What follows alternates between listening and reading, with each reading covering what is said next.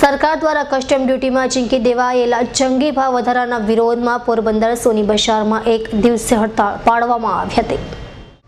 સરકાર દ્વારા દર વર્ષે કસ્ટમ ડ્યુટી અને એક્સાઇઝ ડ્યુટીમાં વધારો ઝીંકી દેવામાં આવે છે અને આ વર્ષે પણ 2 થી 10% સુધીનો વધારો ઝીંકી દેવામાં આવ્યો છે, જેને લઈને પોરબંદરના સોની વેપારીઓમાં ભારે રોષ જોવા મળી રહ્યો છે, જેથી તેનો વિરોધ કરવા પોરબંદર ખાતે સોનાના વેપારીઓ દ્વારા એક દિવસીય હડતાળ પાડવામાં આવી હતી।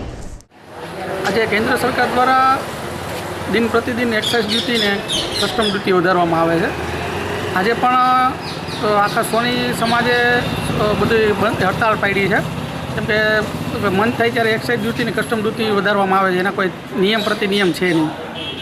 તો એક્સાઇઝ ડ્યુટી ને કસ્ટમ ડ્યુટી ન વધારે એના માટે સંપૂર્ણ સોની સમાજે અને વિવિધ સોની જ્ઞાતિના લોકોએ આજે બંધ પાડેલ છે।